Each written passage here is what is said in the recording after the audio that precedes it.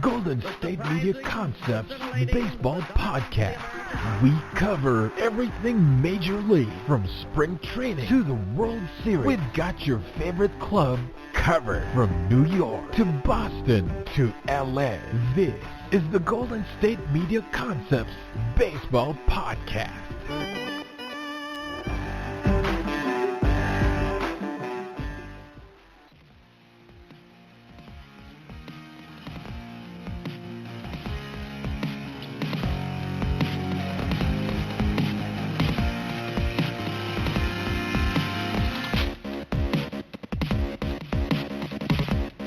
Hello, everyone, and welcome back to the GSMC Baseball Podcast, brought to you by the GSMC Podcast Network. I'm your host, Jack Ridenauer, and it's going to be a great episode today. Great to have you all back with me here. I hope everyone has been doing well and has enjoyed their Thanksgiving, whatever way you were able to celebrate it this year.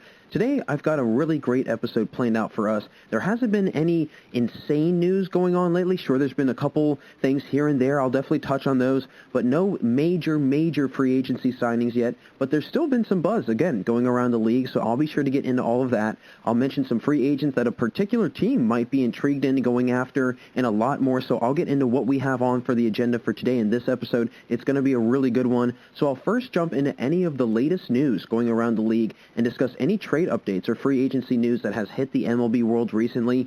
After that, I'll discuss the various scenarios that the New York Mets could play out if they were to make, any moves in free agency, and mention which players would be the most ideal for them to go after, especially with how much their team has been really in the news lately with potentially wanting to go after some of these big-name free agents.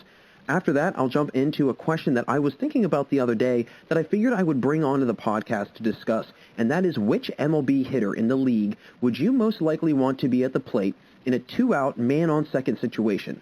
I'll highlight a couple players that I would want to have in that scenario and which hitter I would feel most comfortable with in that situation. And be sure to stick around for the final few minutes of the show today, as I'll jump into a new topic, which is which players who no longer play today would still dominate in today's game of baseball, and how dominant they were back in their respective careers, and really kind of compare their overall careers whenever they played to what somebody would be doing in today's age, and kind of what those numbers back then would have translated over to into today. So really great episode ahead of us, really some awesome cool segments coming up in a little bit here, but I want to stay right here in the first one and discuss some of the latest news. And there hasn't really been any major signings yet. I mean, we'll touch on one of the bigger ones as of recently, really the biggest one as of the last 2 or so weeks. But again, there's been rumors and murmurs here and there for the most part. I'll discuss all of that today. But I want to get started with some news that came out the other day that involved a trade that could have happened and may have happened back at the trade deadline this year, but actually wound up falling through and did not go through. And that is the idea of Kris Bryant, the third baseman for the Chicago Cubs, being traded to the Boston Red Sox. Now, I have a couple thoughts on this. When I first read this story, I was immediately not a big fan of this, because first and foremost, you think of the Red Sox, and you know who's over at the hot corner at third base, and that's Rafael Devers. And Devers was very good in 2019. Now, 2020 took a little bit of a step back. He did have 11 homers with 43 RBIs. He had a 263 average. He had a 110 OPS plus, a 793 OPS. So his numbers weren't terrible. They were not, way off the mark, but they definitely were not the numbers that he was putting up a year or two ago when he was batting well over 300, had 30-plus homers and, over 100 RBIs as a 21, 22-year-old third baseman. Not too shabby of a start of a career. So I immediately was turned off by that. I was just not a fan of that at all, and I just felt that, having kind of that contrasting conflict over at third base with Bryant and then Devers, it just brings unnecessary competition over to the Red Sox. And then they have to kind of deal with that, and, sure, it's an added bat and it's a great player, but at what cost? I mean, what could happen to the team chemistry? What could kind of happen with, the relationship between Devers and Bryant if they're going to be competing at third base? Not to mention, I mean, what are they going to do with Devers? He's kind of seen, at least in my opinion, what I see in what he is and how he's kind of a part of this Red Sox team, is he's one of the, kind of the future of this Red Sox team. Is a franchise player. He's a guy that's going to be good for many years. So why would you mess with anything like that and bring in somebody like Kris Bryant, who realistically would ultimately not be around as long as somebody as Rafael Devers would be? Now, the other point of this is, sure, again, Devers is a very, very talented player, and he's been really, really good. Kris Bryant does have experience playing in the big-time moments. He's played in a World Series. He's won a World Series. He knows what it takes. So that would be very interesting in that scenario. But moving out of the whole situation at third base, what they were thinking of doing was possibly moving Andrew Benintendi from left field over to center field. Now, everybody's saying, well, what about Jackie Bradley Jr.? He's a free agent this year. So Jackie Bradley Jr. would pretty much be, if he, again, does not re-sign with the Red Sox, which that does not look very likely right now, if he does not re-sign with the Red Sox, then that's a huge hole in center field. Benintendi gets moved over to center field, who I've actually seen, I saw something, a report pop up on my phone, that there's a lot of fear that he's actually starting to regress in his development and that he's actually not going to really get any better from this point moving forward. They're kind of, fearful that he's, I don't want to say plateauing, but he's kind of past his peak performance and that he's not going to wind up being the player that they all thought he was going to be. But that would be, again, I think he's got a plenty of time to prove himself otherwise. But at the same time, if he were to move over to center field, what they were thinking was moving Kris Bryant into the left field. And then, okay, that made a little bit more sense. That kind of, the light bulb went off in my head, and I said, okay, that makes sense. You can still have that really good bat in Kris Bryant, somebody who is reliable. Now, he was not very reliable in 2020. I mean, he had 4 homers and 11 RBIs. He batted .206. He had a .644 OPS, and his OPS plus was atrocious at 73. So he did not have a very good, typical kind of Kris Bryant season. Somebody that is going to give you, at least I would say between a 280, 290 average. He's going to give you good 20, 25, maybe 30 on a really good year home runs. And then he's going to give you 80 or so RBIs in some regards. Maybe not as many, but I think that would be a kind of a gauge of a really good year for Kris Bryant. I don't think any team in the MLB would turn that down. And so, and again, what would be kind of a setback though is that Benintendi would still be in the lineup. And I hate to say that, but when you have a guy that's batted 103 in 2020, he didn't have any homers, he had 1 RBI, his OPS plus was 27, and he's kind of, again, he's taken a step back each year pretty much. So I think that, in that situation, maybe you ship Benintendi over to the Cubs. You kind of get him off your hands, and then you bring in Kris Bryant. Who knows if they would have wanted him? They probably would have to bundle in maybe some prospects or somebody else. But I think that ultimately that probably would not have been able to work out in the long run, and I don't think that the Red Sox would have really benefited from having Kris Bryant around. And I don't think it would have worked for them. I don't think it would have fit, and I don't think that, again, it would not have been kind of a mesh, if you will, for him, and just a right fit for him with the Red Sox. But again, I like the idea. It was kind of interesting, but ultimately I don't think it would have happened. But, who knows? Who knows what would have happened with that? But although there hasn't been, again, any big name free agent signings, there has, been one crucial move made by a team in the NL East. I will say this was probably, again, one of the bigger names, one of the bigger kind of headlines in free agency so far and in the last week or two, and that is the Atlanta Braves. They picked up Charlie Morton on a 1-year, $15 million deal, and I think that this was a great move by the Braves. I think it does a couple things. One, you clearly add to the pitching that they have. And their pitching really struggled this year. I mean, they ranked 15th in the league in team ERA, and then they were 21st in the league in team Ks as well. So they clearly need help with pitching. And going into the postseason, that was a big worry for a lot of people. People were unsure of how their pitching was going to fare, especially with all of the injuries that they were facing. And for the most part, they were really riding on Max Fried for most of the year. I mean, I saw a stat that at one point or another, the Braves had won 13 straight starts from Fried, dating back, I believe, to last year, or maybe it was just from the beginning of this year to, I think it was the start of the playoffs. So 13 straight games that he started, they won all of those contests. That's a pretty incredible stat to throw at somebody. So I think that now you bring in, but again, after that it was Ian Anderson, and then it really kind of dipped down, and that was kind of the big issue. And not to mention, when they got into the playoffs, I think another problem was they didn't have that clutch kind of down-the-wire, pivotal elimination game pitching that Charlie Morton brings. He's been sensational in his career in the playoffs. I mean, he was big with the Astros in 2017. He was really good for the Rays this past year, and he was really good for them, the year before. He's been, he's somebody that has improved as time has gone on. And he actually made his first 2 All-Star teams into his mid-30s. I mean, his first All-Star team was in 2018, and he was 34. And then his second one was in 2019, back-to-back years when he was 35. So somebody that is, again, getting better with age almost.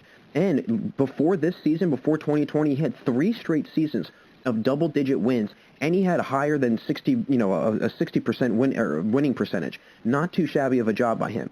I mean, he was winning, 14 games in 2017, won 15 in 2018, he won 16 in 2019. So the numbers kept getting better and better for him. Now, I think that sure, he is older, and sure, he's, kind of on the back end of his career. But if the Braves are looking at trying to make a run at it in a short time and in a short window, this is the opportunity for them right now. And bringing in Charlie Morton, somebody that has that playoff experience, which, again, not many guys on this Braves team have. That is a big difference for, I think, them and a lot of other contending teams. Because after this year, I think Atlanta really showed their worth and showed their ability as a contender and somebody that could clearly make their way close to, if not all the way to the World Series, although they did not do it this year. It was pretty close. So I think they've been able to kind of, I don't want to say shock the world, because I think a lot of people would agree that they've been good for the last few years. But this was a big surprise, I think, for them going this far. And I think they realize what they have and what their team is capable of. Not to mention, Ian Anderson was sensational in the playoffs.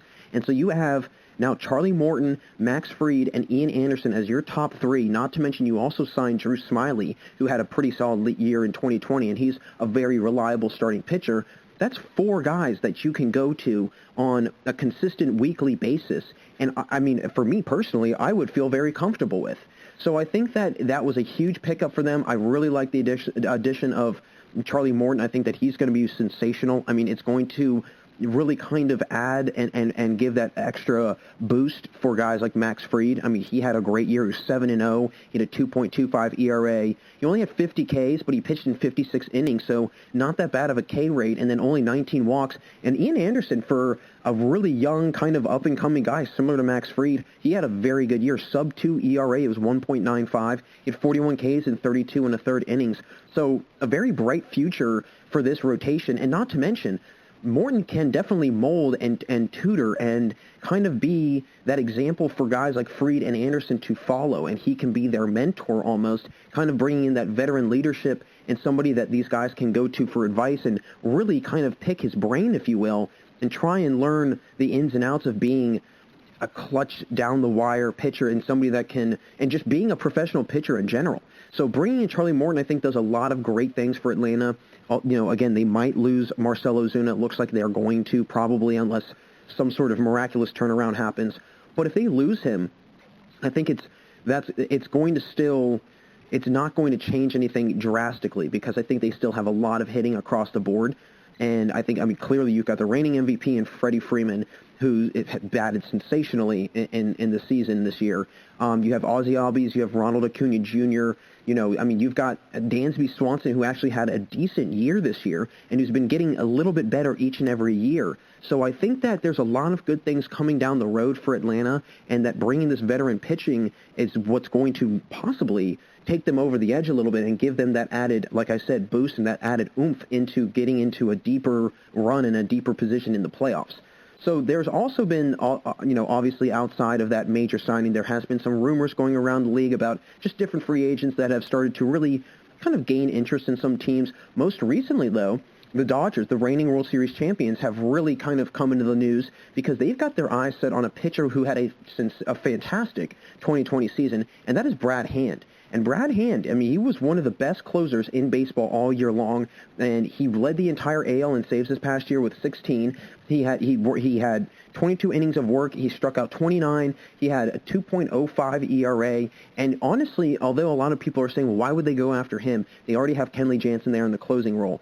Because Blake Trinin is a free agent. I was reading this article, and it's very fascinating, and I do agree. Blake Trinin was a great setup guy this year for Jansen.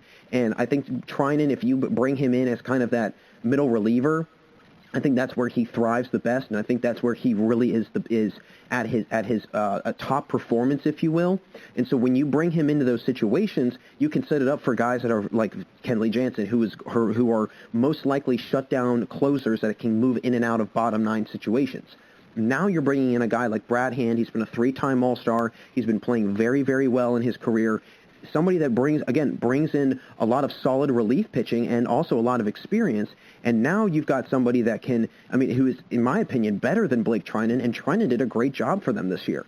So I think having a hand there is going to definitely, if that were to fall through, if that were to actually occur and that were to actually happen, I think that would be a massive addition for them. I think it would definitely, honestly, I think they would be a little spoiled with having Brad Hand there, because Brad Hand in just a closer's role is a top-tier closer. I mean, he showed it this year. Like I said, he led the AL in saves. He actually led the entire MLB in saves. So just in that simple fact, you're bringing in somebody like that, and he's going to be your middle reliever. I mean, just think about that bullpen for a second. That would be an insane addition for them. So whatever happens with those rumors and kind of what if they will actually go after him or not, that's going to be interesting. But ultimately, if they do, I think it's going to again put them back in the conversation for a potential World Series run once again next year, if that were to happen. Now, they're not the only team that have started to really pick up a lot of steam with a lot of kind of a lot of trade rumors circulating around their team name, and because the Houston Astros have also kind of been a little bit, I don't want to say bubbling to the surface, but they've been also making a little bit of noise here and there about what they might do with Carlos Correa. And I think that's very interesting because he's set to be a free agent in 2021. So a couple rumors, couple things going around about that is they might want to trade him and just get rid of him this year. So A, they don't have to pay him, and B, they don't have to worry about, him leaving in free agency in 2021. Now, what's interesting about Correa is this. He's going to be part of a huge free agency class of shortstops in 2021. It's going to be Correa. You've got Trevor Story, Javi Baez, you've got Francisco Lindor. I'm probably missing somebody else, but that's 4 of the top shortstops in baseball right now, all free agents. And they could potentially, by 2022, be on completely different teams than where they are right now. So Correa could be used as a trade piece, and the Astros, I think, could get a lot for him. I mean, he's been very good. He was pretty solid in 2020. He did have a little bit of a setback of a year because he did have a career low in OPS+. He only had a 92 OPS+. He had 5 homers, 25 RBIs. He batted .264, but in the playoffs, he was a really, really good, as we know, in that, I think it was Game 3, he had that game-winning home run in the ALCS, or maybe it was Game 4, I can't really remember, but one of those, it was Game 3, 4, or 5, one of those matchups, and he wound up getting hitting a game-winning homer that really kind of lifted the Astros back into the series completely. I think at that point it was 3-1 in that game, and that comeback victory gave them a 3-2 deficit instead of 3-1, so pulled them a game closer to the Rays. But I think that ultimately there are some teams that could potentially be interested in wanting to trade for Correa because they're going to have some holes at shortstop this year. One of them being the Phillies. I mean, obviously, Didi Gregorius is going to be a free agent. Actually, the Phillies could really be a team that could make a lot of moves with trades because they're going to be losing Gregorius, they're going to be losing Real Muto, so they're losing some salary, and although they are paying an astronomical amount over to Bryce Harper, they're still going to be able to, I think, figure out an interesting way how to maneuver around with this new payroll that they've got. But I think Correa would fit really well with them. I obviously think that Oakland would also be an interesting spot for him because they do have a lot of prospects. Oakland has one of the best farm systems, and so they could give up a lot of potential prospects to bring in a guy like Correa because Semien is a free agent. So if he walks, there's going to be a big hole over at shortstop. I think Correa is, in my opinion, I wouldn't say he's leaps and bounds better than Semien, but I would say he is better than Semien across the board. But I'm not throwing any sort of disrespect towards Marcus Semien because he's also very good. But if you bring in Correa, I think that's a huge addition for them. And it's kind of that, I don't want to say superstar power, but that star power, if you will, that they need to, I think, put them into a higher category, into, kind of a tier up, if you will, in baseball, because they're right there. And I think that if the A's were to bring on somebody like Correa, they've got great pitching, they've got great bullpen pitching, and like I said, they've got prospects that they could give up. That would be a very interesting scenario to kind of see what would happen and would play out. And not to mention, they're, a division rival since they're both in the AL West. So that could be also something very interesting. Another team could be the Cardinals. I think that they could also, maybe give up something here and there. I don't know. I mean, I will say, Maldonado did not have a great year behind the plate. And I don't know if you want to go after and try and trade for a veteran catcher in Yadier Molina. Although Molina did have a good year this past year for how old he is. I just think that the reason why I bring up the Cardinals is because Paul DeJong has been declining over the years, and there's no question about it. I mean, he seems to take, again, a step back each and every single season, and bringing in Correa, it's going to bring in some power hitting, it's going to bring in a little bit of pop in the lineup, and it's somebody that's got a pretty decent glove. So you're going to get a huge addition over at shortstop if he's able to be, or if he's able to they can find some sort of deal for him. Again, I don't know who they would trade for. Maldonado was just kind of the weak link, I think, that just popped in my head about possibly trading for Yadier Molina. But again, he's aging. He's on the very, very back end of his career, and I don't know if you would want to go after him. But ultimately, wherever Correa goes, it's going to be a huge addition. But wherever he also goes, that team has to be mindful that he could be out of there in a year, because he will be a free agent, and he might want to explore that option and might try and, find his way around in the market and find a really good, spot for him to, land for a couple years and get a huge contract. So whatever team he lands on, they just have to be very mindful that he could be out of there in 2021 and in a year. And it could be, again, a huge, possible waste of money for whomever decides to trade for him and gets him, unless they're able to get him to re-sign.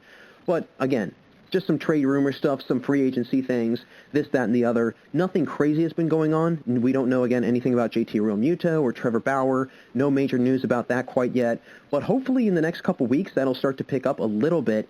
But in addition to all these trade rumors and everything else, there's also been some unfortunate news in baseball recently with Randy Rosarina, the star outfielder for the Tampa Bay Rays, who really kind of exploded onto the scene this past playoffs. He was the ALCS MVP. He had an incredible run in the postseason. He was actually just detained in Mexico for a domestic dispute involving his ex-wife. Now, there's not a whole lot of information on this quite yet, but basically what's been able to, what has come out and what's been reported is that it was a dispute between his ex-wife and him. They were fighting, I believe, over their daughter, their child, and as a result, he was, again, detained in Mexico. He was actually just recently released out of prison, so he's actually, again, not detained anymore, but there's not a whole lot of information on it quite yet, and there hasn't really been any, further developments going on, but that is just, something that's been going on in the news recently, and that's, again, it was big news the other day when it came out. Hopefully, this situation can get figured out. It's really unfortunate that somebody that's got so much talent, he's unfortunately involved in this situation, and you obviously, try and keep him and his family in your thoughts and prayers, but I think it'll all work out in the end, and hopefully there's, not drastic sanctions for him against the MLB. We'll have to see what happens with that, but whatever does happen, I think that he'll rise above it. He's going to, fight through it, and, it's not the last that we'll see of Randy Rosarina. He's going to be in the league for quite some time, and he's got a very, very promising, bright future ahead of him, without question. So that'll do it for us in this first segment, but stay right there, folks, because after the commercial, I'll discuss which free agents might be the biggest get for the New York Mets and who they should go after that really makes the most sense. Folks, stay right there. We'll be right back here on the GSMC Baseball Podcast. This is your ultimate stop for everything sports. The Golden State Media Concepts Sports Podcast. Should I say more? From the NFL, MLB, the NBA, to MMA, it's all in here. The Golden State Media Concepts Sports Podcast. Listen now.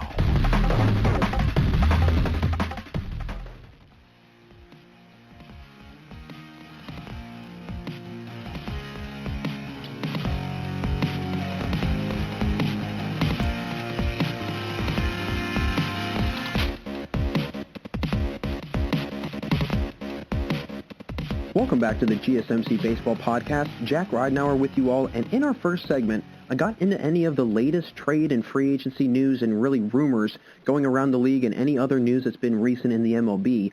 Now be sure to stick around for the final few minutes of the show today, as I will discuss which players from previous years would have dominated in today's game, as there are a lot of players I think that probably would have been MVP caliber players even in this day and age.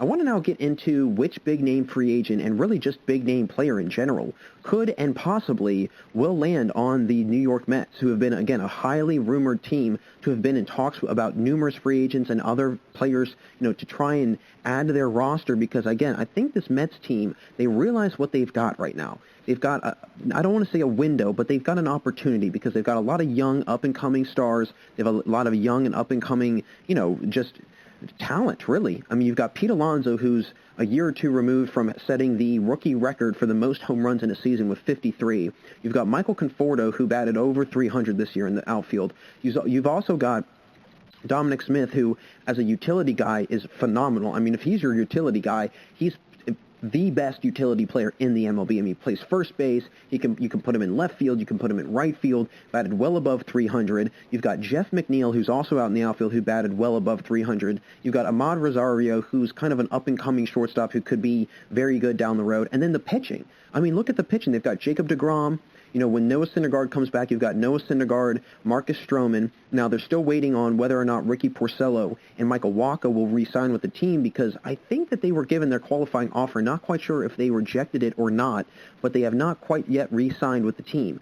So, with that being said, they've got a lot of talent, but they also have a lot of holes because, as we know, recently Robinson Cano was just recently popped again for PEDs, and he's going to be suspended the entire season. So now you've got a big hole at second base. So I'm going to jump into a couple guys that I think are going to be massive additions for them if they were to get them and why they would be huge gets for them. First guy, obviously, JT Realmuto. I mean, current, I guess, technically catcher for the Philadelphia Phillies. Well, I guess not because he's a free agent now. But I think this is and his name's really, I think, been the most popular and has been the most prominent that has, been around the New York Mets because, I mean, he is by far the best catcher in baseball. Defensively, offensively, he is the most talented player, most talented backstop catcher in baseball without question. And they would bring him in, and it would be a huge addition for behind the plate because Wilson Ramos has really, I think, he's taken a kind of, I don't want to say turn for the worse, but he's definitely on a decline in his career right now. I mean, he batted .239 in 2020. He only had 5 homers, 15 RBIs, hit a .684 OPS. So nothing spectacular and nothing that we're kind of used to with Wilson Ramos, who a couple years ago, I mean, he was an all-star. And he was playing very, very well when he was with the Nationals. I remember when he first actually went over to the Rays, he was actually having a very good year as well there. And clearly not the guy that was batting, 307 in 2016 or batting, 306 in 2018. Somebody that is far removed from that. But at the same time, I think that you could trade him for some potential pieces that would be very interesting to have. But ultimately, you definitely would have a huge addition, and it would be a ginormous improvement behind the plate if JT Realmuto were to come with the Mets. And not to mention, they have plenty of money to pay him. So they could pay him. He would be a great fit for them. It would be an extra power bat in the lineup. I mean, he had an .840 OPS. He had 11 homers and 32 RBIs. 11 homers, which, if I'm not mistaken, led all catchers in baseball this year. He had one of the best, averages in baseball this year, as in the catcher position, and he had one of the highest OPS numbers in the catcher position as well. So clearly a dominant presence behind the plate. And if they bring him in, you can surround him with Alonso, and not to mention, I think some of the attention will be taken off Pete Alonso. Same thing with Jeff McNeil. Some of that attention will be taken off of him as well. And you've got great power with Alonso and Dominic Smith, who brings a lot of pop in his bat. So JT Realmuto would be a really, really nice a piece for this team, and I think could potentially be what they need to make that playoff run that I feel like, have been capable of for a couple years now. And sure, if they don't have Noah Syndergaard next year, that will, take a little bit of a blow to the starting pitching. But if they can kind of counterbalance that a little bit and even that out by going and getting JT Realmuto, I think that will improve things drastically for their entire lineup. Now, speaking of pitching and Noah Syndergaard being out, that leads me into my next free agent, which would be Trevor Bauer. And he's another guy who, again, has been really associated with just about any and all teams in baseball this year with his willingness to want to sign one-year contracts for could potentially want to do it for the rest of his career. So that's something that's been very unique in his situation.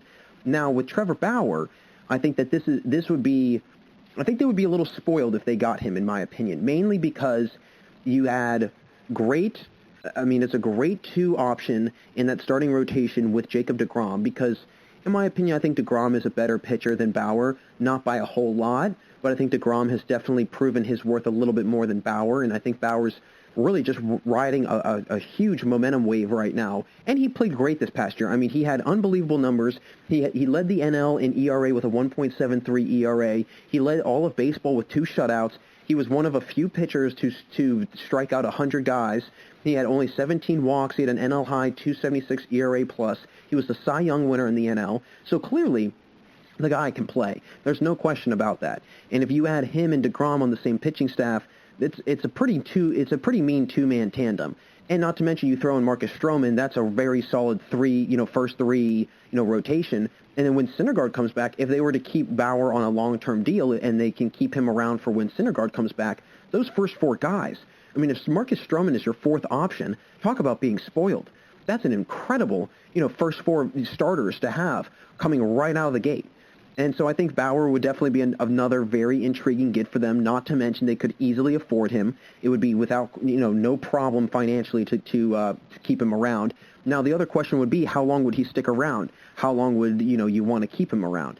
So, because, again, he is he is a little bit of a, he can be a little bit of an attitude problem. And I don't mean that in a negative way. I mean, he has shown that he does draw some attention to him, on the field when he had those antics in Cleveland, throwing the ball in the center field when he was getting pulled, to also on social media being very outspoken about certain things. So that's another aspect to kind of factor into that, and I'm sure a lot of teams have also paid attention to that as well. But he's another guy that I think would be very interesting to have for them, especially with the already solid pitching that they have across the board. Now, getting into a non-free agent, that is going to be a free agent in 2021, Francisco Lindor. And I think that this would be a great addition for them, and they definitely have the pieces to trade. They could go and trade some, they could potentially give up Jeff McNeil, and I know giving up Jeff McNeil would probably be a big hit to their lineup because he's just been that instrumental in their hitting success, especially for a team that led all of Major League Baseball in team batting average at a 272 clip, and Jeff McNeil was one of the, many hitters that was batting upwards of, 300. So I think that would be kind of a big blow, but the Indians would be intrigued by that because the Indians' outfield hitting was atrocious this year. They had one of the worst outfield OPS, power numbers in all of baseball. So bringing in Jeff McNeil would definitely fix that problem a little bit and fit the bill for them a little bit. And not to mention, Francisco Lindor, I mean, the Indians want to get rid of him. They don't want to have to pay him. They are trying to alleviate themselves a little bit financially this year because of all the issues that they're going to have and a lot of the financial losses that they've already experienced, in all honesty. So I think that this could be a very intriguing get for the Mets. They also do have some, prospects that they could give up that could be of intrigue to, the Indians. But at the same time, you also have to think of, you have Ahmad Rosario already at shortstop. How are you going to kind of move things around in the infield there? Would you possibly give up Ahmad Rosario and Jeff McNeil for Francisco Lindor? Maybe throw in somebody else from the Indians, and you kind of have yourself a deal. If you do that, and if you do get rid of Rosario and you bring in Lindor, it's going to be a ginormous addition. Now, average-wise, they were not too dissimilar. I mean, Rosario only batted .252 this year, and then Lindor was at a .258 clip. So only about a 6 point percentage difference between the two in batting average. But then if you look at their power numbers, I mean, Lindor had twice the amount of home runs that Rosario had. Rosario only had 4, and Lindor had 8. And then Rosario had 15 RBIs, Lindor had 27 RBIs. And their OPS numbers were just about 100 points apart. Rosario was at a 643 clip, while Lindor was at a 750 clip. So clearly you would have a huge addition in your lineup, hitting-wise, and you would definitely, give a little bit more of a boost for that overall batting average. So I think that Lindor would be very interesting, but also, do you want to get rid of Jeff McNeil? Jeff McNeil, I think, is a very key piece in all of this, and really for their success moving forward. I think he's going to be kind of, I don't want to say, I think a Daniel Murphy would be a little bit aggressive, but maybe not. I think he gives me that feel of somebody that's just a very consistent, comes every single day ready to play. He's very reliable. He's a very reliable hitter. And I think that he's just going to be somebody that is always going to come through for you in the toughest moments. And that's what Jeff McNeil is. And so I think that you have to keep, McNeil close to you, in my opinion, if you're the Mets. Now, again, the Indians are looking for that hitting, though. I mean, they were 23rd in team average this year. They were 27th in team home runs, 27th in team RBIs, and they've got enough pitching, so they clearly don't want any pitching. So I think that if you go and try and work a deal with them, maybe give them some hitting and give them something that, gives them a little bit of incentive to wanting to make that deal, it would intrigue them. Not to mention they want to get rid of Lindor, so they'll probably be open to any and all kind of offers that are thrown at them. But I think Lindor would be a very, very good get for the Mets. But you also have to factor in, kind of what's going to happen in a year from now. Is Lindor going to stick around? Is he not? You do have that $24 million kind of forfeited from Robinson Cano, so you still do have a lot of wiggle room with your payroll, but you don't probably want to waste your all that money on a guy that's just going to be there for a year, and you have no idea how well you're going to perform with him there in that year.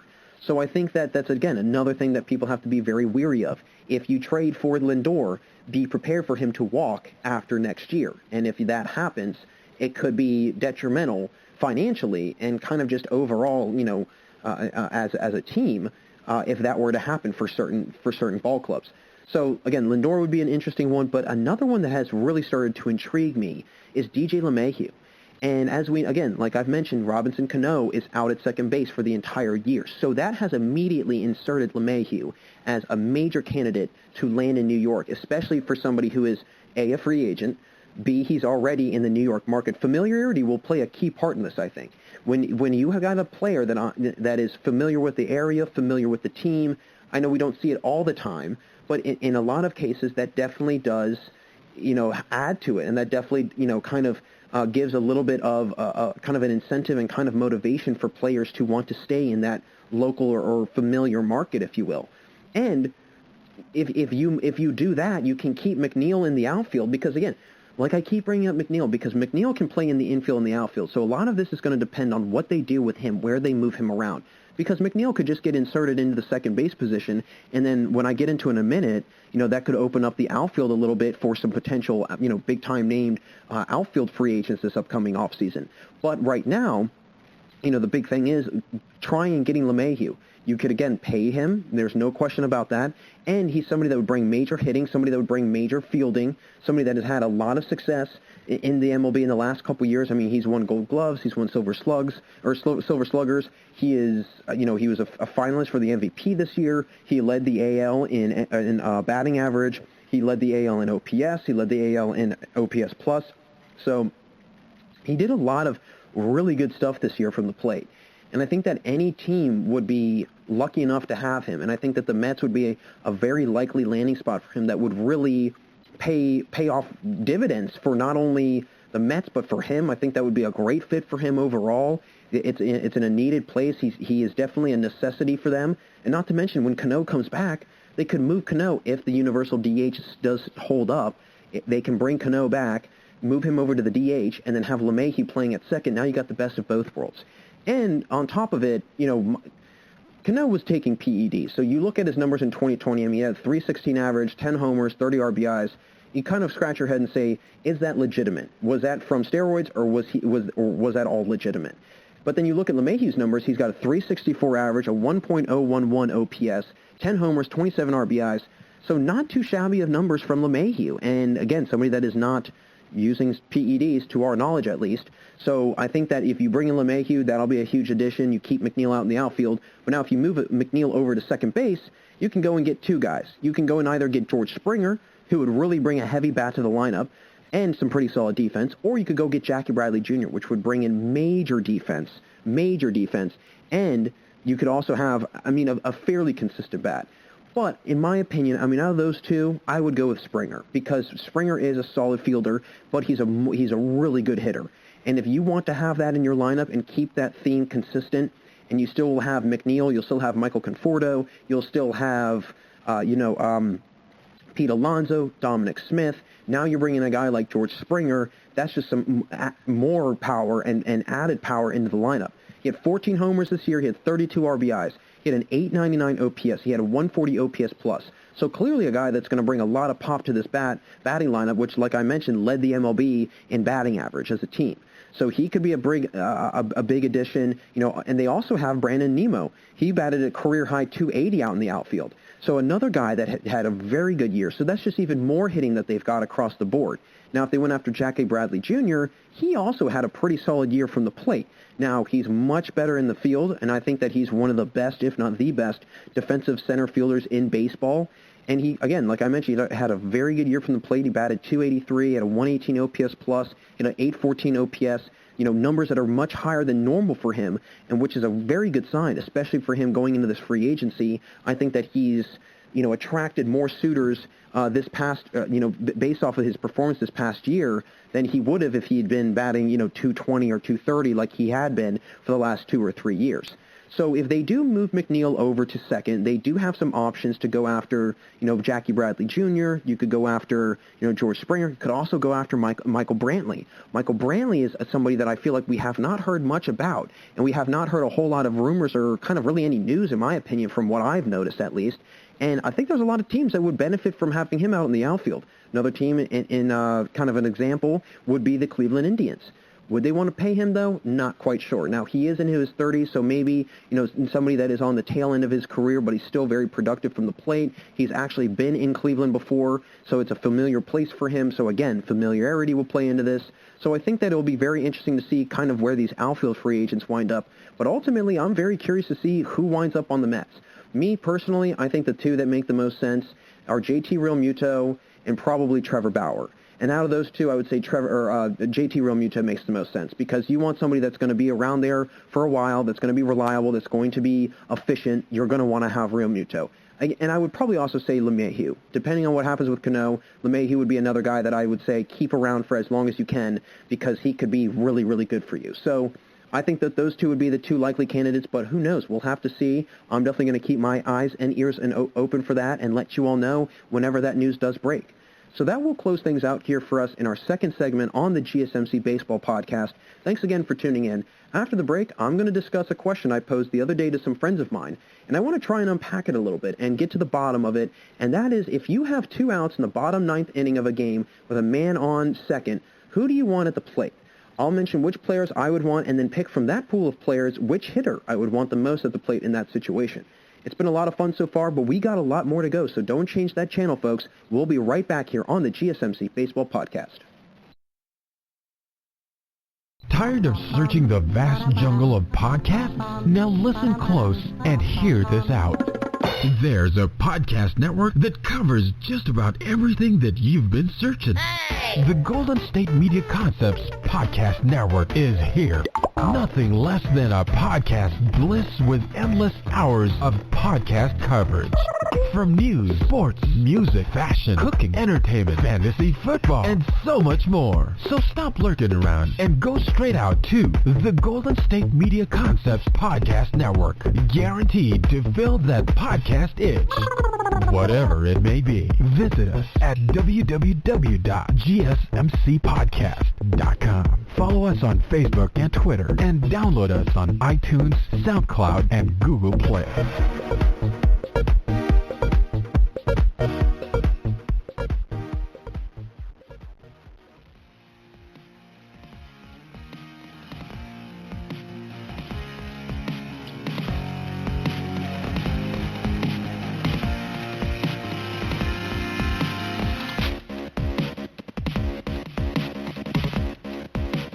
Welcome back to the GSMC Baseball Podcast. Great to have you all here still with me today. Jack Ridenauer again. And in the last segment, I jumped into discussing the different scenarios that could play out for the New York Mets this offseason and which free agent and major name players they could go after in the coming months. I want to now get into this hypothetical question I posed the other day to some friends, so I figured I would also bring this onto the podcast to discuss. So I've become very curious about who I would want in certain situations of a game. And the one scenario I want to play out is if you have 2 outs and a man on second, bottom 9th inning of a game, who would you want to have at the plate for your team? There were a few names that were thrown around, and I want to mention them, but then unpack them a little bit and discuss, who I would personally want in that situation. So the first name that really kind of jumped out at me, and I think, a lot of my friends agreed with, was Freddie Freeman. I mean, Freddie Freeman would be an incredible guy to have in that situation. Why? Well, besides the fact that he's got almost a 300 career batting average in his entire career, he's also got a very good batting average in the situation with 2 outs and runners in scoring position in his clutch stats, as he's batted .303 in his career in that situation. He has 189 RBIs and 14 homers in that exact situation. And not to mention, when you're behind, he's not that bad of a hitter either. He batted .279 when his team is trailing in any sort of situation of the game. So I think having him in that situation, having Freddie Freeman there to try and bring in that extra run, I think that would be a huge, huge thing to discuss, or to look at, especially when trying to figure out if that is the person that you would want in this situation. And not to mention, I mean, he's got a pretty solid on-base percentage. I mean, he's somebody that, Again, I did not specify, whether or not they have to get a hit or they have to just get on base. I kind of just left that open for discussion, and so, I'm going to just say it doesn't matter if he, in that situation that I am posing, that they have to drive that run in, but just at least keep the inning alive. Who would you most likely want to have on your team to keep that inning alive? And in the last 5 years, he's had 3 seasons where he's had over a 400 OBP. So clearly somebody that you would want in that situation. And not to mention, he's had 4 straight years of 500 or higher percentage of slugging. So his slugging has been through the roof the last couple of years. I mean, this year he had a career high in slugging at .640. He had a career high in OPS and 1.102 OPS. And, I mean, not to mention, he was the MVP this past year. So a perfect person that you would want in that situation, without question, somebody that you definitely, if your team it's down to the wire and you need to just keep that inning alive, he's definitely somebody that you would want to have in that situation. And not to mention, he's somebody that stays pretty steady the entire season. So it wouldn't be like, if it was the end of the year and his average kind of starts to dwindle down slowly as the season starts to go on, and he's in that situation, fatigue does not set in, right? His durability, his stamina does not set in. And that's another thing that I had to look at and really kind of factor into all of this, is how much of somebody's durability and their just stamina and their conditioning as a baseball player is going to really hold up in this scenario. Because again, that's a long game. That is down to the wire, and being able to stay that focused in that, for that duration of an entire game and in that pivotal situation, that's very hard to do. So Freddie Freeman would definitely be somebody that I would, no question, want in that situation. Now, the next player that I wanted to discuss does not have as good of and again, I looked at a lot of these guys' split stats, and I really kind of honed in on those clutch stats, what they hit with 2 outs and runners in scoring position. So, this guy does not have as high of an average in that situation as Freddie Freeman does, but he still has a pretty solid overall average, if you ask me, and that's Juan Soto. I mean, somebody that is just coming off a season who led the NL and I'm pretty sure the MLB in on-base percentage, slugging percentage, OPS. He was incredible. He was incredible across the board. If you lead the entire MLB in OBP, slugging, and OPS, and you led the NL in batting average, you win the batting championship as, a 21, 22-year-old, just a couple years removed from being a rookie type of player, that's pretty impressive to do.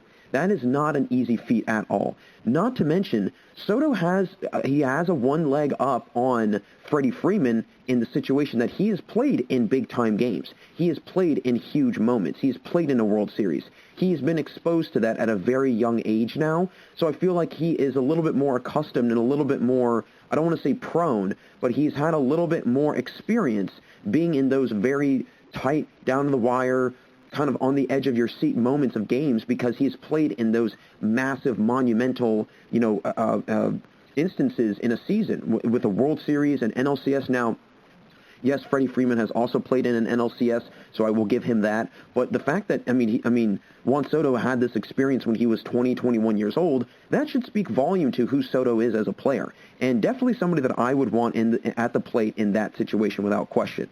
Now, when it comes to his 2 out with runner in scoring position hitting, it's not great. He bats .254, so not an incredible clip. But his OBP is above 400, and his OPS is above 800. So he's clearly, even though he's not necessarily just getting hits, he's still been able to be productive and get on base in some sort of fashion. He's got 44 walks as opposed to 39 strikeouts in that situation. And in close games, late and close games, he's actually batting 20 points higher than he is with 2 outs and running and with a runner in scoring position, as he's batting .274 in his career in late and close games. So somebody that, at least in that down-to-the-wire fashion, you're going to want to have him in some sort of scenario, whether or not it's 2 outs with runners in scoring position, or if it's just a very, a one-run ball game in the bottom of the 8th inning, 1 out, you need to get somebody on base, whatever it might be.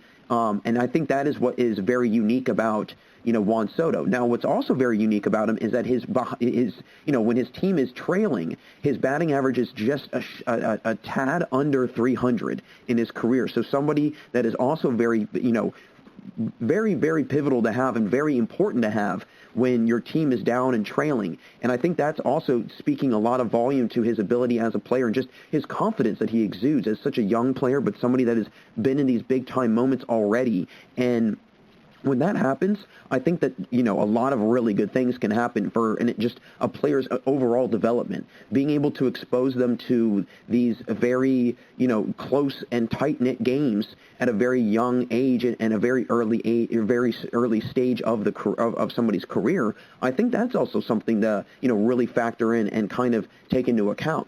And something else that's just very interesting to me is that when he's got an even count during an at-bat, he's batting .324 in his career. So he's somebody that is really good if it's 1-1, 2-2. He's going to be. You have to keep your head on a swivel because that is his bread and butter.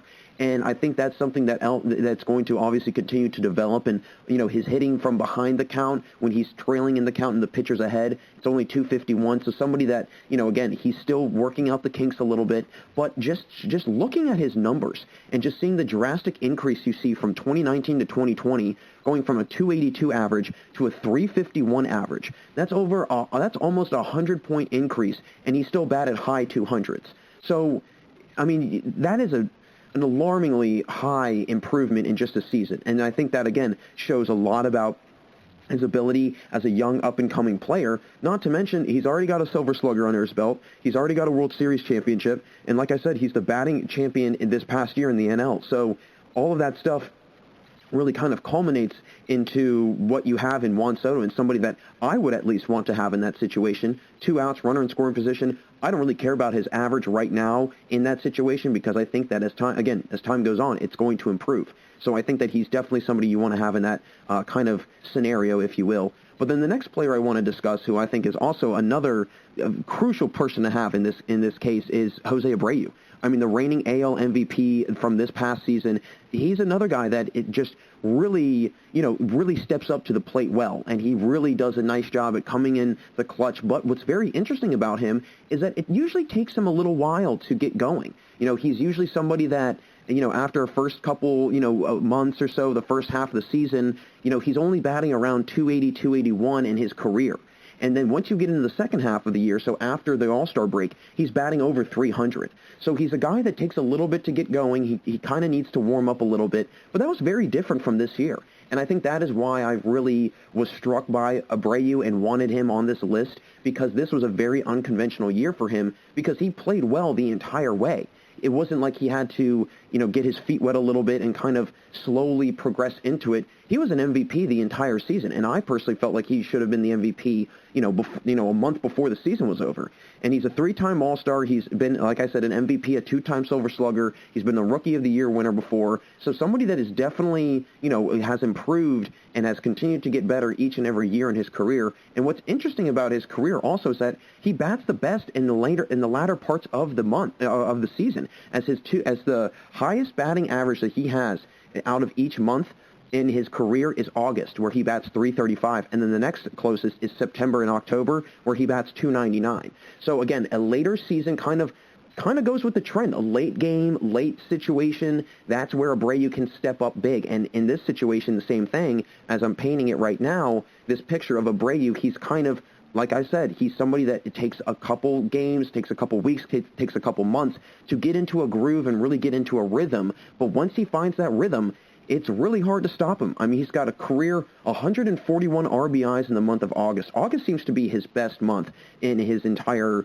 kind of career. And if you've got a guy that is producing that well late into the season, it can translate over into just a general game. How does he do later in the game? He probably does better as the game goes on, which means you would want to have him in this kind of situation, late game, down to your last out. You've only got, you're down one, tied, whatever it might be, and there's 2 outs and there's a runner in scoring position. Who do you want at bat? You want Jose Abreu. And, it shows. I mean, his career average in that situation is .311. Now, his on-base percentage is not as great, which I found very interesting. Juan Soto's average was about 50 or 60 points below what Abreu's is, but his OBP was about 30 points higher than what Abreu's is. I mean, Abreu's is not even at 400. So that also tells me that, okay, Abreu's getting hits, and that's how he's keeping the inning alive and how he's able to keep his team alive. He's not really just trying to stretch out the inning in any way possible. He's really, I don't want to say swinging for the fences, but he's just trying to end the game and get that run, driven in. Whereas his on-base percentage is not as high. I feel like, still .397, that's still a solid OBP to have. It's not awful. That's definitely a very solid OBP to have, but again, he's not like, Juan Soto or how Freddie Freeman's was, and you'll hear about some of these other guys on this list that probably don't have, as low of an OBP in that situation.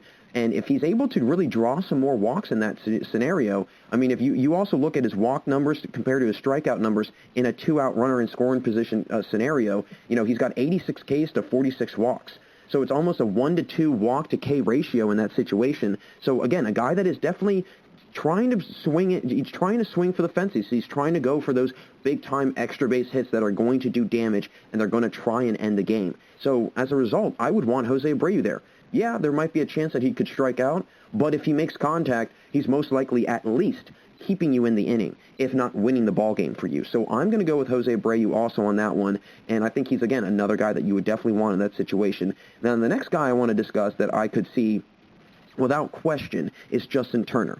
Now, Justin Turner, he is getting older. He's 36, 37 years old now, but I will say he was crucial for a lot of the games for this past playoffs and this past postseason for the Dodgers. He came up big time in a couple moments in the NLCS, in the World Series, in the NLDS. He's a guy that he's a veteran, and he's I think the most perfect veteran that you can have, who's not necessarily a superstar, a huge name, but just a very solid baseball player that has a great longevity in his career, that has played for many, many years. I think that Justin Turner is who you want in that situation. He's got a career average of .292. He batted .307 this past year. So somebody that definitely is still putting up production in this late into his career, which, again, should be, and a testament to how good of a hitter he is, and just how he's able to keep his stamina and his longevity going, and his durability as a player, which, again, we've mentioned before in this segment. That's a big factor in this. If you've got a guy that is not as durable and he starts to kind of fizzle out as the game goes on or as the season goes on, that translates into how they play in these kind of situations. When you need them to step up the most, are they going to be able to step up?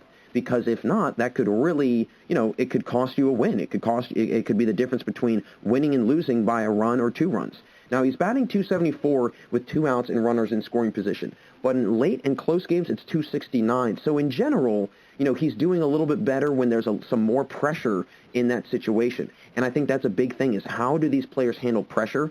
And Justin Turner, he's played in World Series before. He's played in numerous playoff appearances. He's played in championship series. He's been in those big-time moments, right? Kind of like how Juan Soto has already been in those big moments early on in his career. So as a result, I think that Turner would be a very likely candidate to have in this situation. I'm not saying that he would be my first choice, but he would definitely be somebody that I would not be opposed to having. And if somebody had a pinch hit for him, or somebody had, or he came and pinched hit for somebody in that situation, I would feel pretty comfortable. I really would.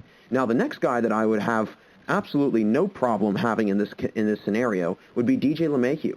He's batting just a shy of 300 with 2 outs and runners in scoring position, .298 in his career, 786 OPS and a 371 OBP. So again, the OBP not as high as some of these other guys are, but he's still producing and getting hits, and that's telling me that he is, actively swinging the bat and trying to either score the run, move the guy over, or just keep the inning alive.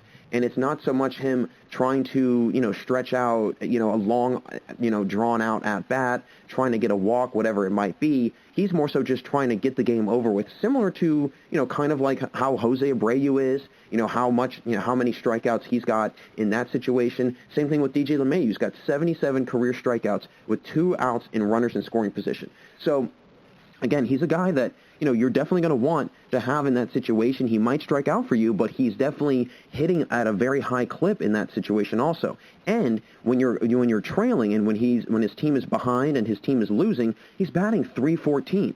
So right there, that should tell you that if it's a down to the wire, if you need an extra at-bat or you need that kind of big, that big play, if you will, DJ LeMahieu is your guy. And he is, without question, I think, one of the best guys at that in baseball. I think he's one of the, I don't want to say one of the more clutch guys in baseball, but I don't think we think of him, generally speaking, as a big clutch performer. But he actually is.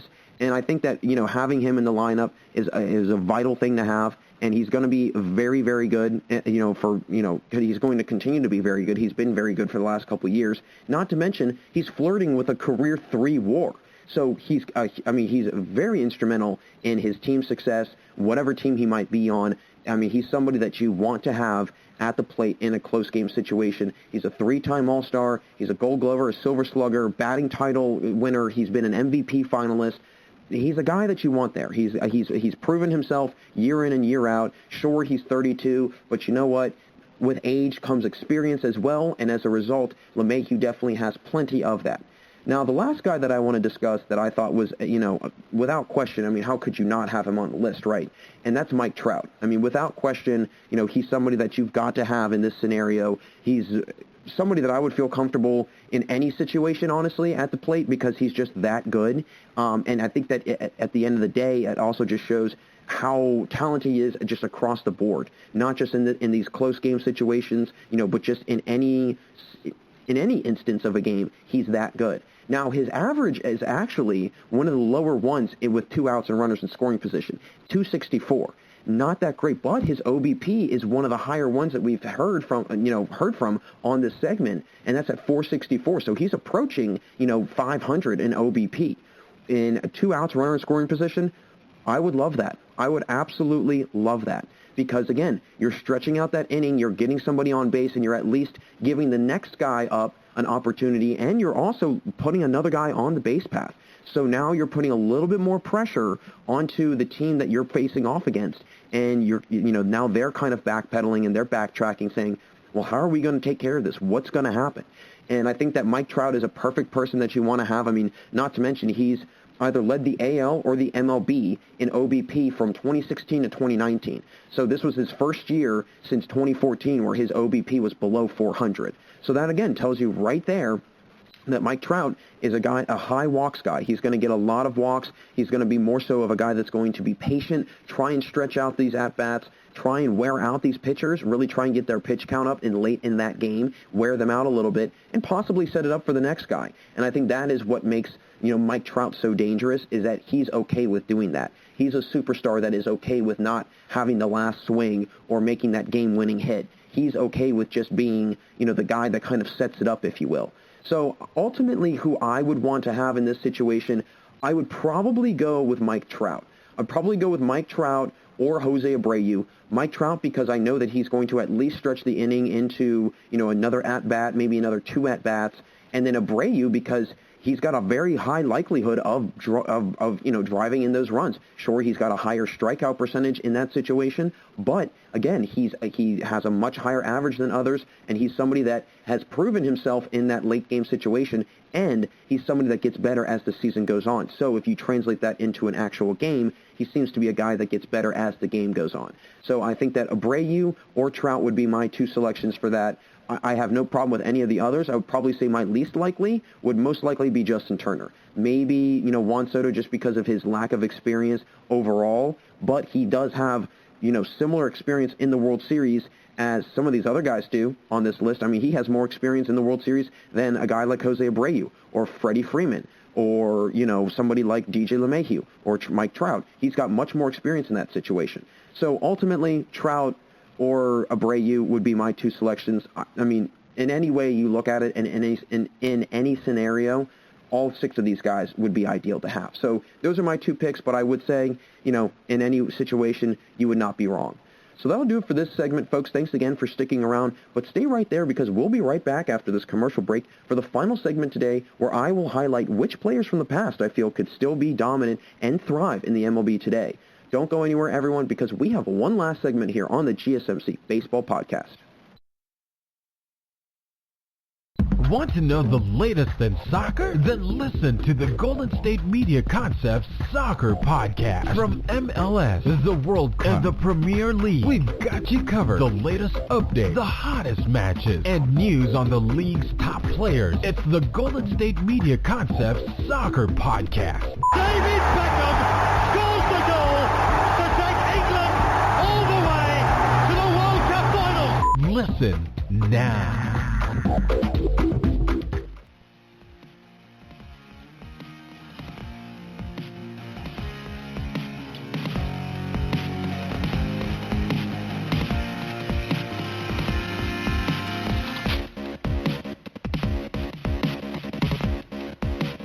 Hey everyone, and welcome back for the final segment here on the GSMC Baseball Podcast. Jack Ridenauer still with you, and in the last segment I jumped into discussing which player I would want at the plate. In a 2-out man-on-second situation, I discussed different players that would be ideal candidates and then mentioned which player would most likely be my choice to have in that situation. I want to close out the episode discussing which past players would still dominate in today's game, discuss their careers they had, and then talk about how their numbers would translate over into today's world. Now, the first guy that I've got to mention, and there's only about 5 or 6 names that I want to throw out there, and they are no longer playing, and some of them actually played into the 2000s, but nobody has played into the 2010s, at least not that I can remember. But the first guy, Nolan Ryan. And the reason why I bring up Nolan Ryan is this.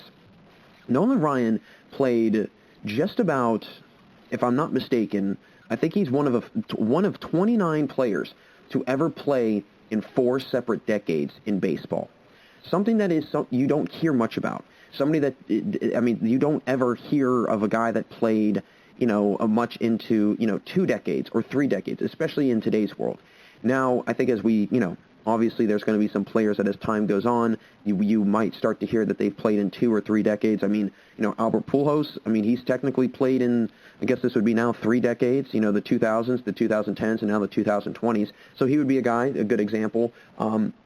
Obviously Miguel Cabrera, but Nolan Ryan played in 4 separate decades. His career lasted 27 seasons. And not to mention, the guy had an unbelievable strikeout rate. He's the all-time strikeout leader in a career with over 5,000 career strikeouts. He also is the MLB record for the most no-hitters with 7. So that should tell you something right there. Ryan is just about at 6,000 career strikeouts. He's got 5,714. So if you're, under 300 from 6,000 career Ks, that's not too shabby.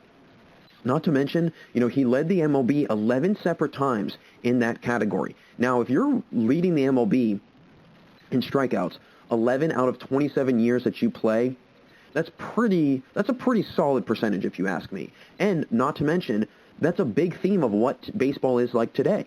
A lot of guys are huge strikeout guys. You think of a Justin Verlander, or you think of you think of a Garrett Cole. You think of those types of names, or a Max Scherzer. You think of guys that are high strikeout guys. They throw the ball hard, and they're very aggressive. He was one of the first, I think, in my opinion, real aggressive pitchers that really had no problem attacking hitters, just going at them and just saying, hey, I'm going to just throw this right by you. Good luck if you can hit it, and if not, I'm not shocked. And that's kind of the theme that Ryan had, and that's what baseball is today. High-powered strikeout rates, pitchers that are throwing the ball much harder than they ever have. And that's what Nolan Ryan did. Not to mention, an 8-time All-Star. He was a 2-time NL ERA leader. He actually is one of, I think, 3 players also to have their jersey retired by at least 3 separate teams, him, Jackie Robinson, and Frank Robinson. So somebody that, transcended baseball, in my opinion. He was able to continue on through various decades. He I mean, if you play in 4 separate decades, you have to witness a lot of change in that sport. And if he was able to stay with the times, no matter what no matter what decade it was, and continue to be relevant and continue to be very good, I mean, I think that speaks volume to how he was as a player. And Nolan Ryan, without question, would be a guy that I would pin as a very, very good pitcher in today's world. I think he would be a top-tier pitcher in today's world. I mean, that might be a little aggressive, but I think that just how good he was, it would fit the mold exactly of today's world. Now, the next guy is another pitcher, very similar, but he was a little bit taller, Randy Johnson. And I think what's going to separate Randy Johnson in this situation is, in today's world, you've got taller pitchers. You've got more you've got more pitchers that are 6'5", 6'6", that are much taller. The elevation is a huge factor. I mean, you think about it. You've got a guy like Garrett Cole. I mean, I'm not looking at his height right now, but I would say he's about 6'3" to 6'5". You know, Chris Sale is about 6'5". Strasburg's he's on the shorter, I mean, quote unquote, shorter end of a starter pitcher. You know, 6'2", 6'1", 6'3", somewhere around there. But Randy Johnson being 6'10", 6'11", I mean, when you think about it, that downward angle that you're able to throw at and you're able to pitch at, it probably makes life so easy for you. You're able to pinpoint exactly. Your accuracy is probably top-notch. Not to mention he had that, kind of unconventional release point. He wasn't an over-the-top guy. He was a three-quarter kind of sidearm guy, and that also factors into a lot of things. You look at a guy like Max Scherzer, Chris Sale. They've got kind of weird angles that they release from. Same thing with kind of I think Clayton Kershaw also has it, but he's not like an over-the-top release point guy like a Justin Verlander is, who's coming all the way from the top. These guys that have these weird kind of side angle releases, that's what really gets the hitters because it comes in at such a weird angle. Not to mention, you factor in the guy like Randy Johnson, who is absolutely rifling it into the zone. I mean, good luck hitting it. Again, similar to Nolan Ryan, that's going to be really hard to hit. And not to mention, I mean, he won 5 Cy Youngs.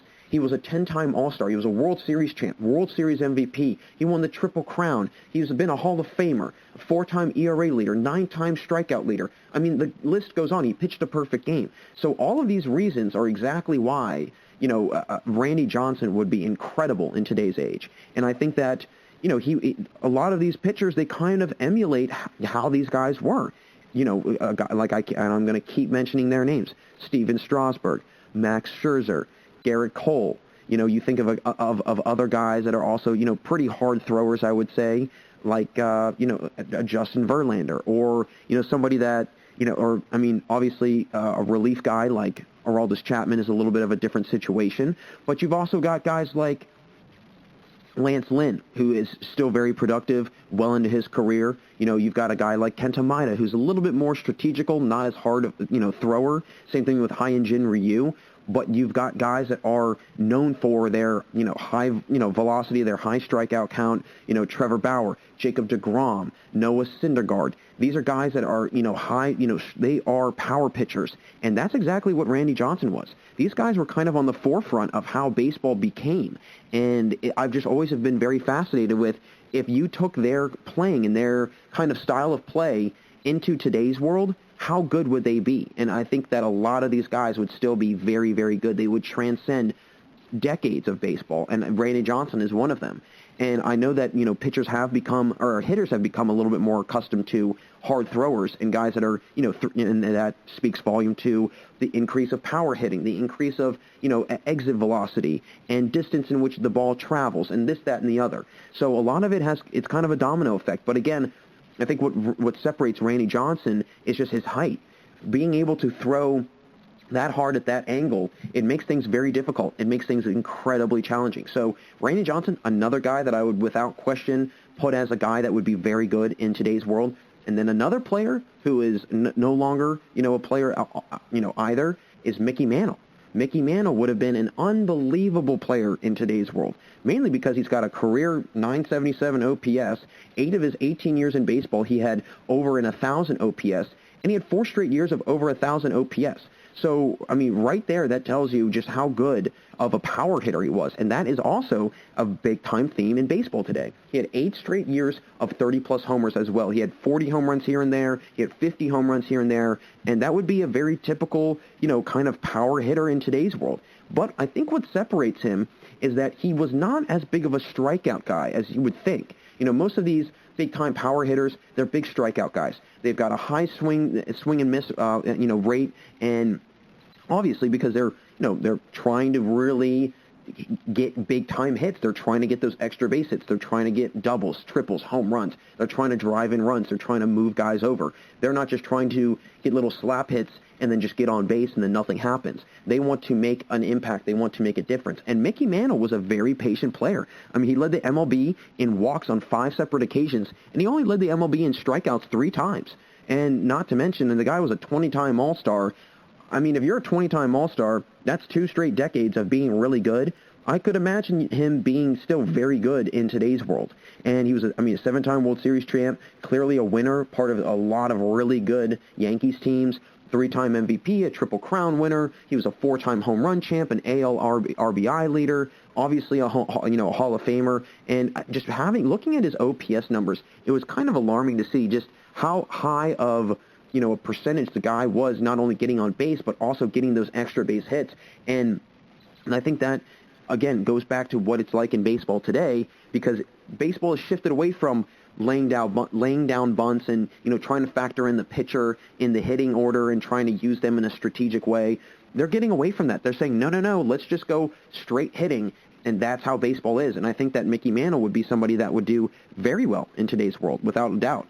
Now, the next guy, another big-time power hitter, not as long of a reign as Mickey Mantle had, but he was still a Hall of Famer and still a very successful player, Frank Thomas. And he's another guy that actually, was very, very good at keeping the strikeouts low. He led the MLB in walks 4 straight times. He had 8 straight years of leading the MLB in walks, actually. Or 8 years of leading them in walks, and then 4 straight years of leading the MLB in walks. So, 8 years being one of the top guys at drawing walks, that's another huge thing about power hitters. And I think that's what, in today's world, separates the really good ones from the great ones, is who is able to keep their strikeout numbers low and their walk numbers high, all while still having very solid OPS numbers, great slugging numbers, great OBP numbers, and just being able to get on base. That is what separates these big-time power hitters from, just the average run-of-the-mill power hitter. Now, he also had 8 straight years of 100-plus RBIs, and when you've got a guy that is conducting and reeling in that many runs on a yearly basis, I don't think he would be bad in any generation, whether it's 10, 15 years ago, 30 years ago, or in today's world. I think that he would be incredible to have. Now, a couple stats that really kind of jumped out to me, obviously his .974 career OPS, but he also had a career .555 slugging percentage, and he had 1 year where he had over a .700 slugging percentage, and his OPS was over 1,200. So that, again, goes to show you, he would have clearly led the MLB in both categories this year if he was still playing, probably by a mile. And that is kind of wild to think about, especially with, again, how fast baseball has turned into a power game. Guys like Frank Thomas, Mickey Mantle, could they have missed the boat a little bit? Maybe, but they're still revered as some of the greatest to ever play. And I think that without a question, he would still be a very good player in today's world. He's a 2-time MVP. He's a 5-time All-Star. He's been a Silver Slugger. He's been a batting champ, obviously a Hall of Famer as well. So Frank Thomas would be another name that I would have to definitely put down on the list as a guy that would be very good in today's world. Now, the next guy is going to be very unique because he's not only been a great hitter, but he's been a great fielder as well, and that's Ken Griffey Jr. And I think that's what made him so dynamic back then, and that's what could continue to make him that dynamic in today's world, is that he didn't have great OPS numbers, but he was so versatile. He was a 5-tool guy. He could run, throw, hit, field. He could do it all. He could do everything, and he was, 10-time Gold Glover, a 13-time All-Star, an MVP, Silver Slugger, Comeback Player of the Year, 4-time home run leader. The list goes on and on and on. And you just see all the acrobatic catches he made out in the center field for many years. And not to mention, he had 2 straight years of 56 homers, and he had numerous 100-plus RBI seasons. Now, again, a guy that did not have crazy OPS numbers. He wasn't like Mickey Mantle, where he had, year after year after year being over 1,000 OPS. Now, sure, he did have many years where he was around 850, 900, 950, in that general ballpark. He did crack 1,000 a couple times. But for the most part, I think what separates him and what would make him so good today is just his ability to play both offensively and defensively. He kind of reminds me of a little bit more of a power-hitting Mookie Betts, somebody that is just at the you think about it, Mookie Betts, in my opinion, is at the top of the top. Again, a guy like Mike Trout. That's who I would compare Ken Griffey Jr. to. A Mike Trout, Mookie Betts kind of, player who is a great fielder, but just as good of a hitter. And those two guys, in my opinion, each and every year, they are clearly two of the best in both of those categories. Mike Trout's one of the best fielders, and he's one of the best hitters every year. And the same thing with Betts. Betts is one of the best hitters and best fielders every single year. And I think that's what, Ken Griffey Jr. kind of, is the same thing. I mean, he falls in that same category. And so as a result, I think that being able to have that versatility as a player in today's world is very crucial and very important to have. And I think that's what would separate him. So without question, Ken Griffey Jr. And then the last guy that I think would still dominate in today's game, even though he played many years ago, and that's Bob Feller. Bob Feller, I actually mentioned him a couple episodes, or a while ago, I should say. And he was the first ever real hard thrower. He was one of the first guys to really ever just pump 98, pump 100. There was actually one story where, I was reading it. He apparently unofficially clocked in at like 107 miles an hour. I mean, imagine that, just a ball coming whizzing in at you 60 feet away, and it's 107 miles an hour. That would be, in the blink of an eye, it would be right by you. You couldn't even, I don't even know how you see that come in that fast. And again, a guy that would have had really great numbers in today's day. He had some great strikeout numbers. He had 1 year where he had 348 strikeouts in the year. And what is also even more impressive is he missed 3 straight seasons in the middle of his career to go serve in the war. And then he came back. And the year he came back didn't do great, but then the preceding, 3-4 years, he led the MLB in strikeouts. And so he had a reign of, 8, 9, or 6 years, 7 years, somewhere around there. He was a 7-time MLB leader, where he was leading the MLB in strikeouts. He was a 6-time AL wins leader, All-Star, World Series champ, Triple Crown in 1940. The guy could do it all. And you go back to his power and his ability to throw the ball hard and fast. That is what separates him. And I think that is another reason why, him and Nolan Ryan and Randy Johnson would be 3 pitchers that I would easily, without question, pick and say that, yes, they would dominate in today's world. Obviously, you have guys like Roger Clemens who would also, but a guy like Greg Maddux, not a huge strikeout guy, not a guy that really would throw the ball hard. He was more of a ground ball guy, really tried to just work the at-bat, work the count, and tried to just get you out. But nowadays, as a pitcher, you don't want to have those active outs. You don't want to have those ground ball outs or those fly ball outs, because in the event that it's well connected on, it could become an extra base hit. It could be lead into runs being scored. It could be lead to runners being moved over, whatever it might be. And so I don't think a guy like Greg Maddux would fare as well. I'm not saying he wouldn't be good. He would still be very good.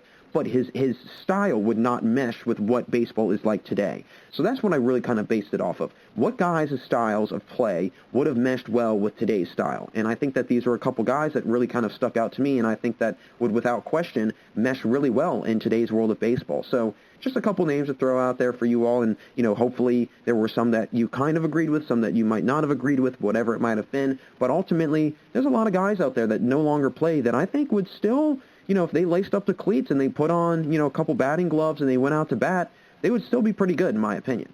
So that'll wrap it up for us here today. Thank you again for listening to the GSMC Baseball Podcast, brought to you by the GSMC Podcast Network. I would like to ask that you please remember to subscribe to the show and write a nice little review. That really helps us.